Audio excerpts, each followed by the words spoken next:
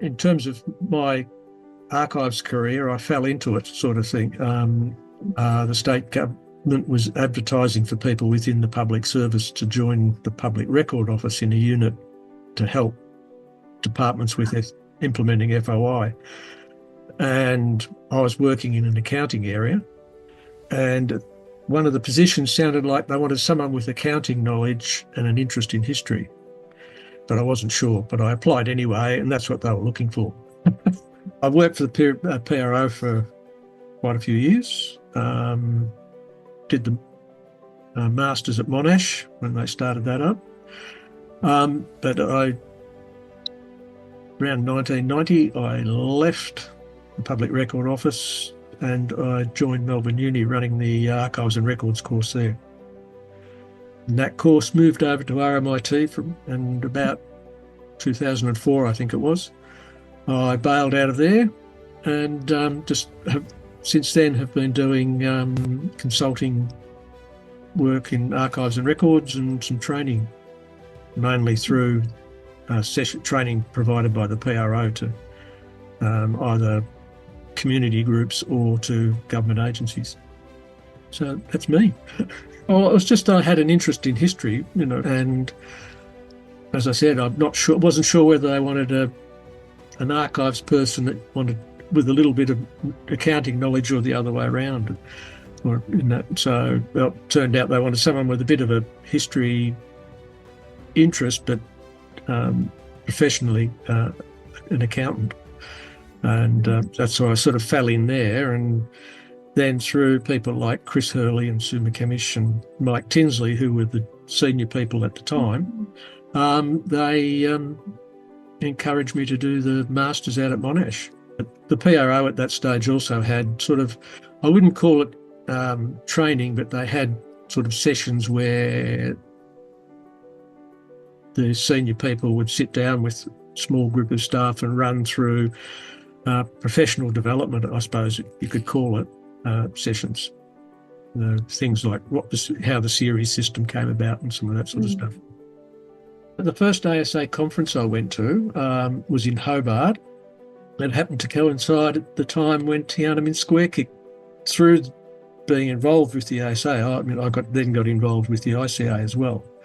And it's just interesting talking to people from other parts of the world who are doing the same sort of work. And the problems weren't unique to Australia and the issues being faced by the profession. And through the ASA, that really enforced all that.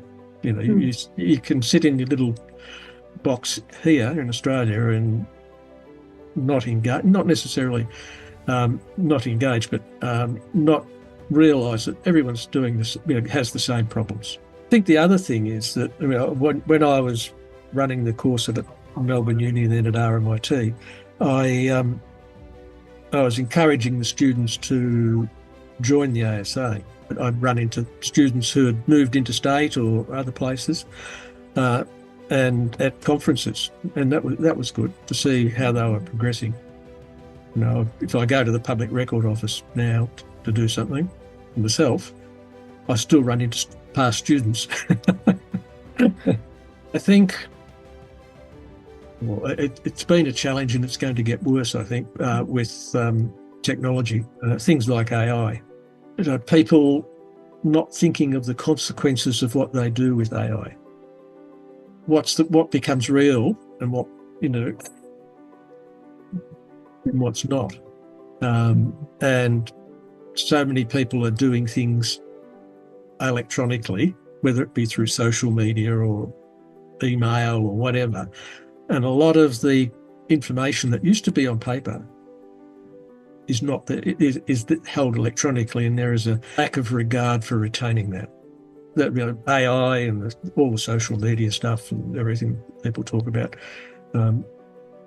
It's just it's a variation on what we've been talking about for the last however many years as well. But I think it's a greater problem because there's less understanding in the community as well as the profession in some of these things, and people making decisions about what's kept or not kept. are not necessarily people like records and archives and records people. A few years ago, I had the impression that the ASA had lost its way. When I joined the ASA, there were a lot of solo archivists, whether they were religious orders or solo archivists in business archives. And those sort of people, my observation anyway, have seemed to drop off apart from the school archives people. They used to come along to ASA things because they wanted to learn. I've been trying to think how the ASA could cater to those people more, and I can't think of a way to do it because, although the ASA has its training opportunities online and those sorts of things, some of those people want their hand held more. When I started, I knew nothing about archives basically, and I had people around me who, from day one, were helpful.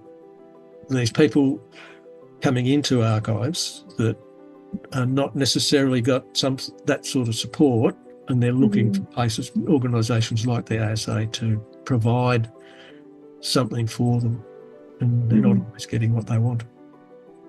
Being involved with the ASA, being on the council for nearly 10 years, I got to meet some really fantastic people who are doing great things, and that's still there in the ASA, and hope it goes on into a long time into the future.